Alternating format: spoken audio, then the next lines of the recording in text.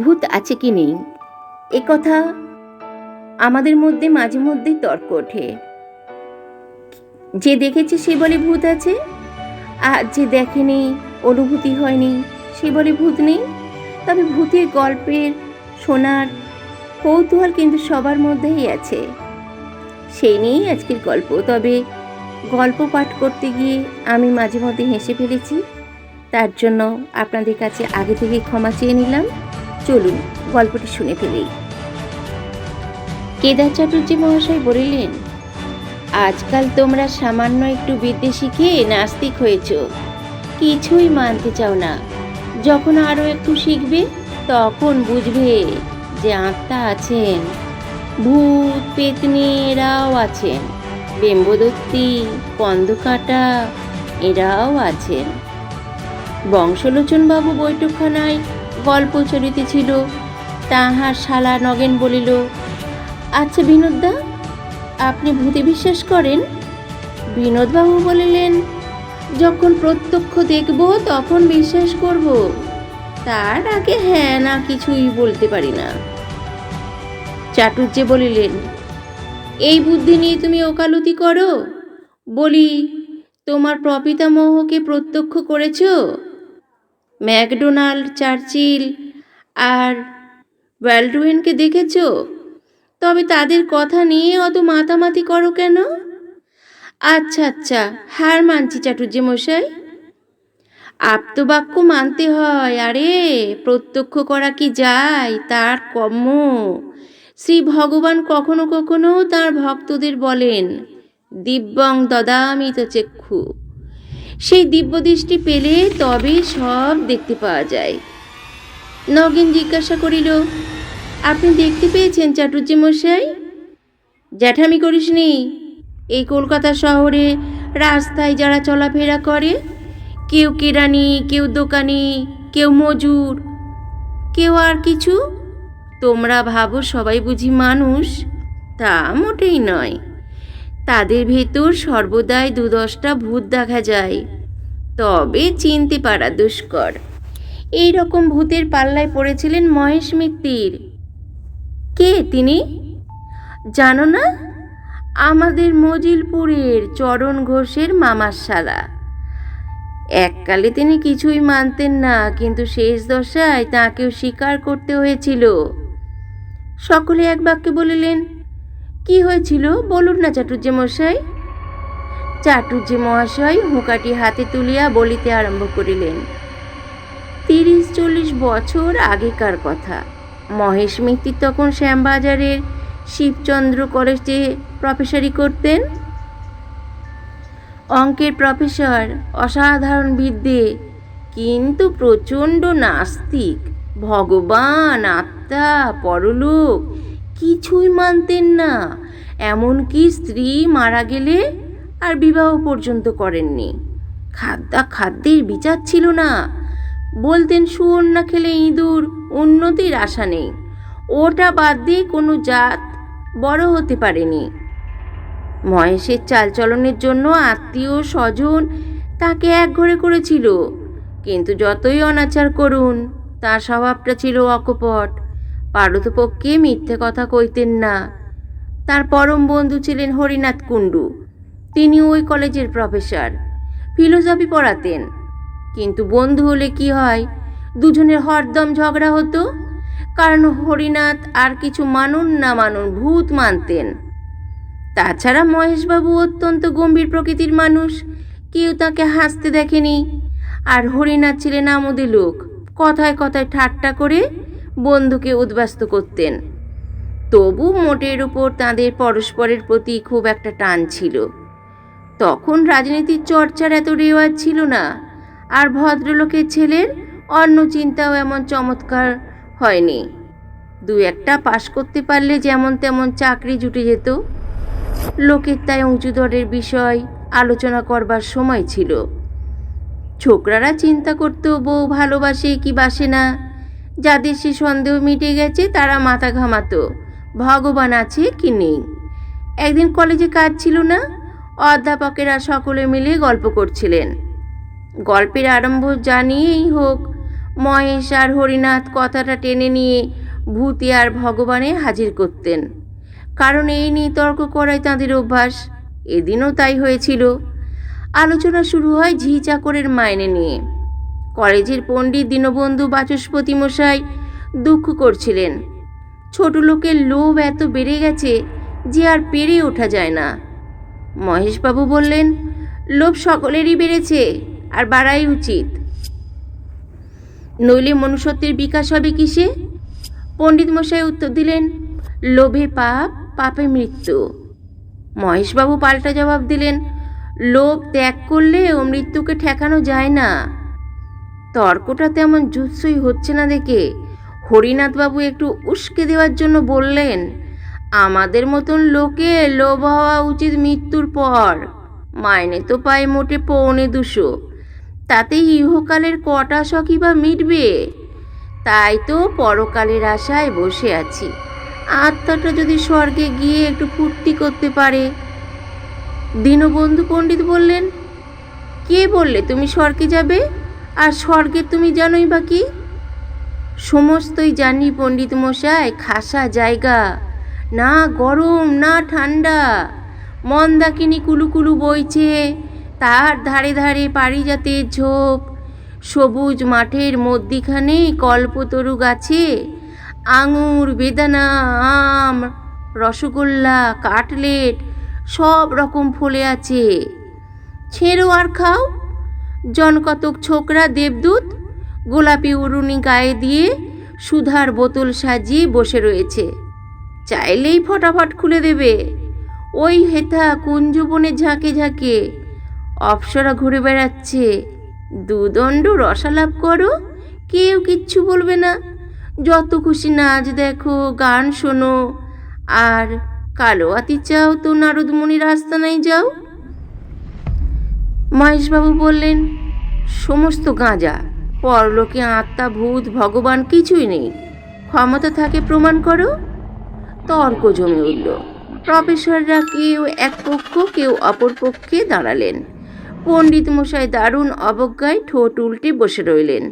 বৃদ্ধ principal Jadu sandal রফা করে বললেন, ভূতের তেমন দরকার দেখি না, কিন্তু আত্মার ভগবান বাদ দিলে চলে না।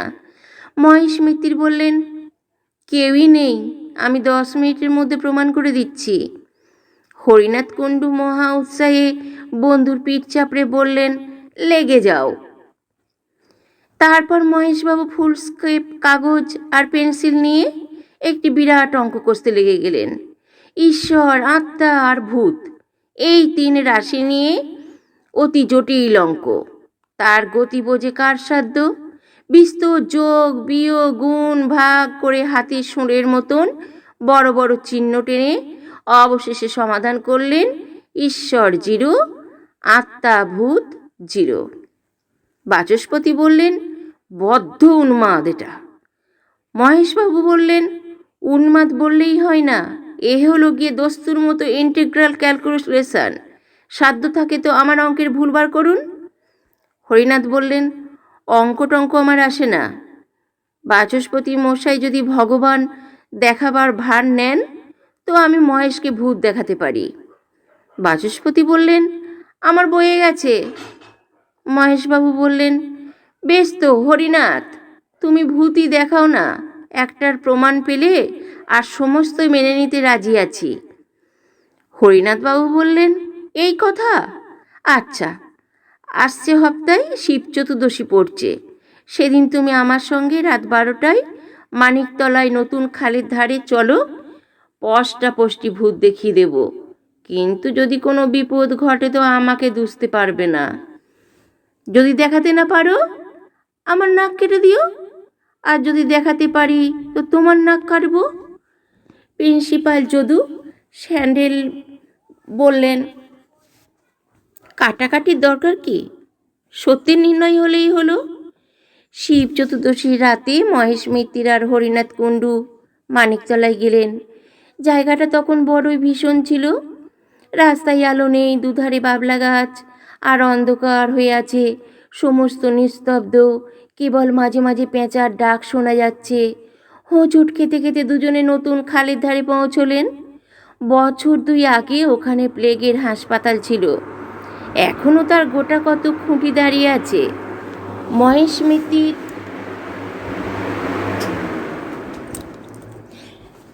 অবিশ্বাসী সাহসী লোক, কিন্তু তাঁরও গা ছমছম করতে লাগলো।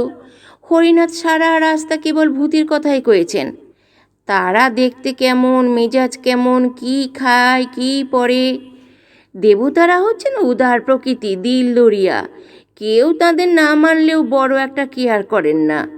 কিন্তু অপদেবতারা পদবীতে খাটো বলে তাদের আত্মসম্মান বোধ বড়ই উগ্র, না মানলে ঘাড় ধরে তাদের প্রাপ্য মর্যাদা আদায় করেন। এই সব কথা। হঠাৎ একটা বিকট আওয়াজ শোনা গেল, যেন কোনো অশরীরী বিড়াল তার পলাতকা প্রণয়ীকে আকুল আহ্বান করেছে। একটু পরেই মহেশবাবু রোমাঞ্চিত হয়ে দেখলেন একটা লম্বা রোগা কুচকুচে কালো মূর্তি 2 হাত তুলে সামনে দাঁড়িয়ে আছে। তার পিছনে একটু দূরে ওই রকম আরও 2। হরিনাথবাবু থরথর করে কাঁপতে কাঁপতে বললেন, রাম রাম সীতারাম। ও মহেশ, দেখছো কি তুমি? বলো না। আর একটু হলেই মহেশবাবু রাম নাম উচ্চারণ করে ফেলতেন, কিন্তু তার কনসেন্স বোধ বাধা দিয়ে বললেন, একটু সবুর করো, যদি ঘাড় মটকাবার লক্ষণ দেখো তখন না হয় রাম নাম করো। এরা একটা পাকুর গাছের নিচে ছিলেন। হঠাৎ ওপর থেকে খানিকটা কাদাগোলা জল মহেশের মাথায় এসে পড়ল। তখন সামনের সেই কালো মূর্তিটা নাকে সুরে বললে, মহেশবাবু, আপনি নাকি ভূত মানেন না? এই অবস্থায় বুদ্ধিমান ব্যক্তি মাত্রেই বলে থাকেন, আগে হ্যাঁ মানি বই কি। কিন্তু মহেশ মিত্তির বেয়ারা লোক। হঠাৎ তাঁর কেমন একটা খেয়াল হলো। ধাঁ করে এগিয়ে গিয়ে ভূতের কাঁধ খামচে ধরে জিজ্ঞেস করলেন, কোন ক্লাস? ভূত থতমত খেয়ে জবাব দিল, 2nd ইয়ার স্যার। রোল নম্বর কত? ভূত করুণ নয়নে হরিনাথের দিকে চেয়ে জিজ্ঞেস করলে, বলি স্যার। হরিনাথের মুখে রাম রাম ভিন্ন কথা নেই। পিছনে 2 ভূত অদৃশ্য হয়ে গেল। পাকুর গাছে যে ছিল সে টুপ করে নেমে এসে পালিয়ে গেল। তখন বেগতিক দেখে সামনের ভূতটি ঝাঁকুনি দিয়ে মহেশের হাত ছাড়িয়ে চোঁচা দৌড় মারল। মহেশ মিত্তির হরিনাথের পিঠে একটা প্রচণ্ড কিল মেরে বললেন, জোচ্চোর। হরিনাথও পাল্টা কিল মেরে বলল, আহাম্মক। নিজের পিঠে হাত বুলোতে বুলোতে 2 বন্ধু বাড়িমুখো হলেন। আসল ভূত যারা আশেপাশে লুকিয়েছিল তারা মনে মনে বললে, আজই রজনীতে হয়নি সময়। পরদিন কলেজে হুলস্থুল বেঁধে গেল। সমস্ত ব্যাপার শুনে প্রিন্সিপাল ভয়ঙ্কর রাগ করে বললেন, অত্যন্ত সেমফুল কাণ্ড। 2 নামজাদা অধ্যাপক একটা তুচ্ছ বিষয় নিয়ে হাতাহাতি। হরিনাথ, তোমার লজ্জা নেই? হরিনাথ বাবু ঘাড় চুলকে বললেন, আগে আমার উদ্দেশ্যটা ভালোই ছিল। মহেশকে রিফর্ম করবার জন্য যদি একটু করেই থাকি তাতে দোষটা কি? হাজার হোক আমার বন্ধু তো। মহেশবাবু গর্জন করে বললেন, কে তোমার বন্ধু? প্রিন্সিপাল বললেন, মহেশ, তুমি চুপ করো। উদ্দেশ্য যাই হোক, কলেজের ছেলেদের এর ভেতর জড়ানো একেবারে অমার্জনীয় অপরাধ। হরিনাথ, তুমি বাড়ি যাও, তোমায় সাসপেন্ড করলুম। আর মহেশ, তোমাকেও সাবধান করে দিচ্ছি, আমার কলেজে আর ভুতুরে তর্ক তুলতে পারবে না। মহেশবাবু উত্তর দিলেন, সে প্রতিশ্রুতি দেওয়া শক্ত। সকল রকম কুসংস্কার দূর করাই আমার জীবনের ব্রত। তবে তোমাকেও সাসপেন্ড করলুম। অন্যান্য অধ্যাপকরা চুপ করে সমস্ত শুনছিলেন।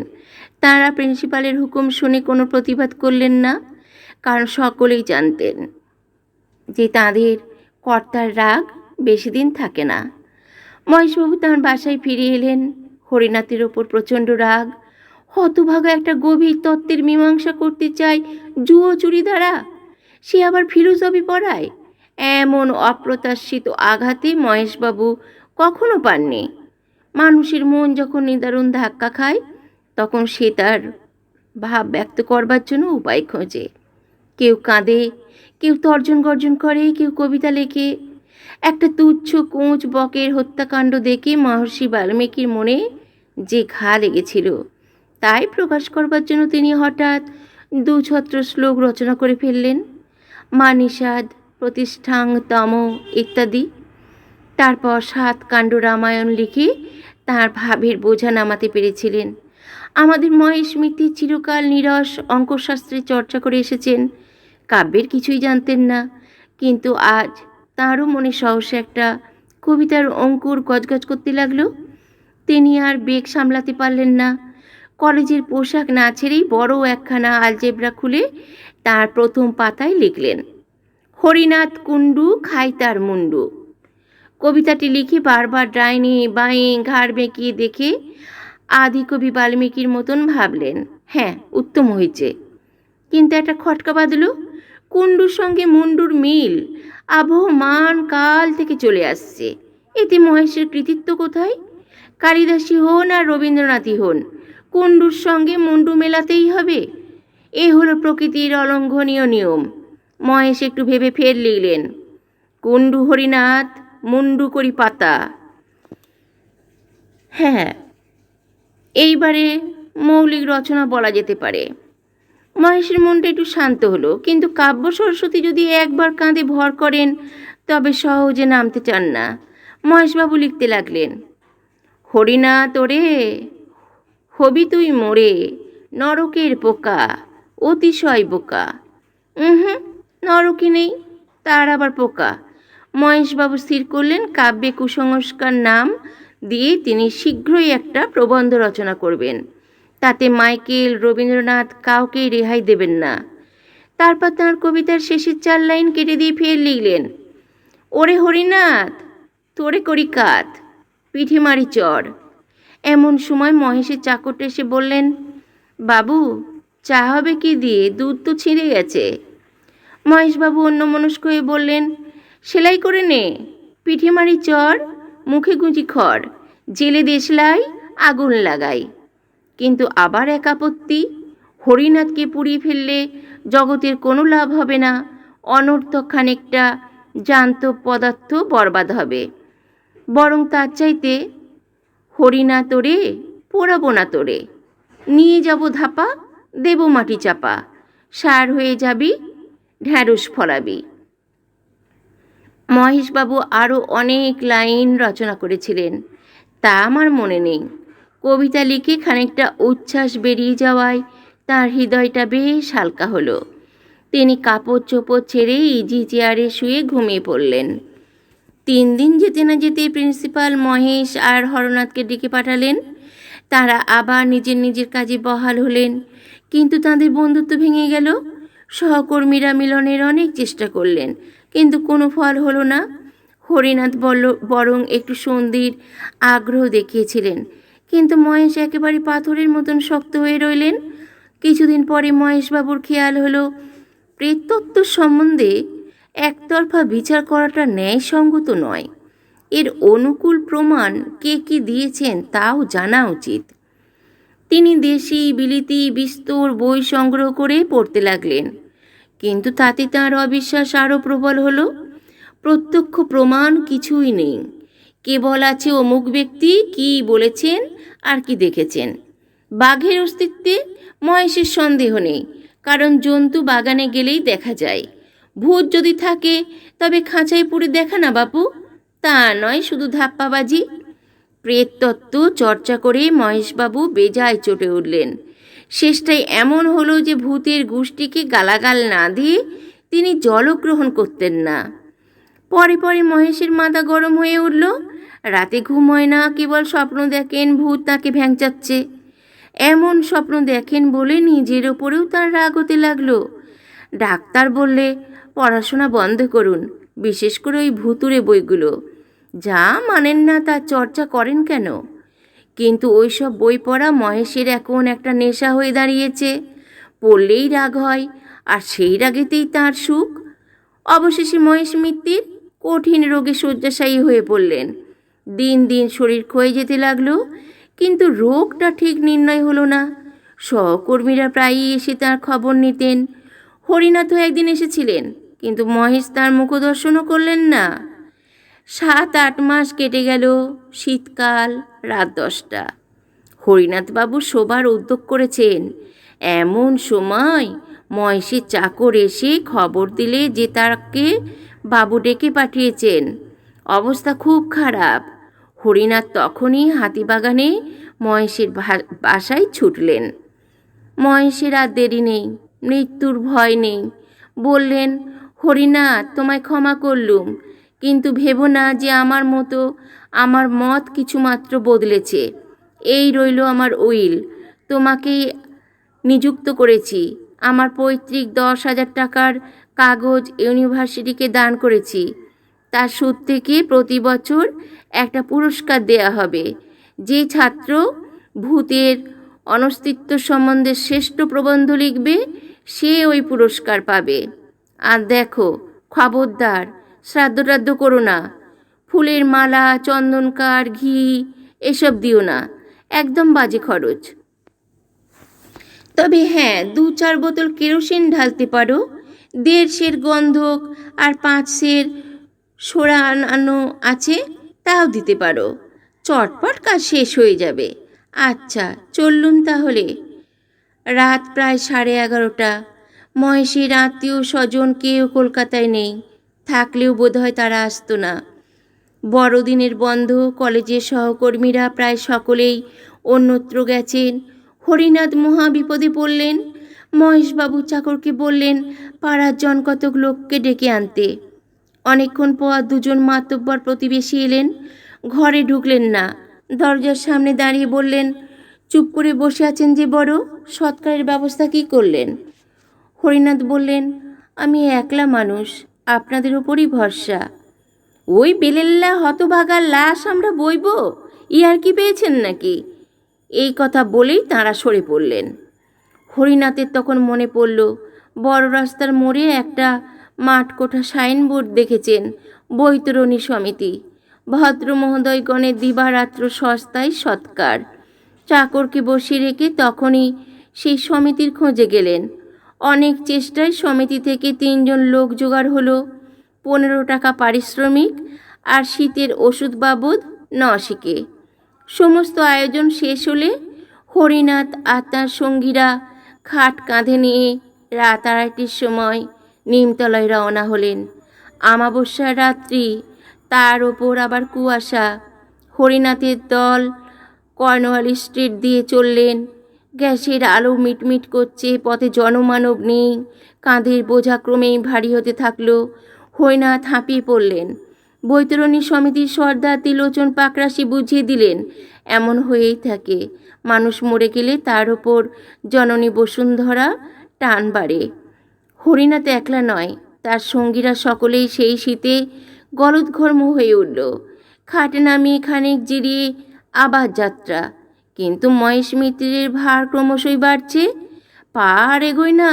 পাকরাশি বললেন, ঢের ঢের বয়েছি মশাই, কিন্তু এমন জগদ্দল মরা কখনো কাঁধে করিনি। দেহটা তো শুকনো, লোহা খেতেন বুঝি? 15 টাকায় হবে না মশাই, আরও 5 টাকা চাই। হরিনাথ তাতেই রাজি, কিন্তু সকলে এমন কাবু হয়ে পড়েছেন যে 2 পা গিয়ে আবার খাট নামাতে হলো। হরিনাথ ফুটপাতে এলিয়ে পড়লেন। বৈতরণীর 3জন হাঁপাতে হাঁপাতে তামাক টানতে লাগলো। ওঠবার উপক্রম করছেন, এমন সময় হরিনাথের নজরে পড়ল কুয়াশার ভেতর দিয়ে একটা আবছায়া তাদের দিকে এগিয়ে আসছে। কাছে এলে দেখলেন কালো জাপার মুড়ি দেয়া একটা লোক। লোকটি বললেন, আপনারা হাঁপিয়ে পড়েছেন দেখছি, বলেন তো আমি কাঁদি? হরিনাথ ভদ্রতার খাতিরে 2-1বার আপত্তি জানালেন, কিন্তু শেষটায় রাজি হলেন। লোকটি কোন জাত তা জিজ্ঞাসা করলেন না, কারণ মহেশ মিত্তির ও বিষয়ে চিরকাল সমদর্শী। এখন তো কথাই নেই। তাছাড়া যে লোক উপযাচক হয়ে শ্মশান যাত্রার সঙ্গী হয়, সে তো বান্ধব বটেই।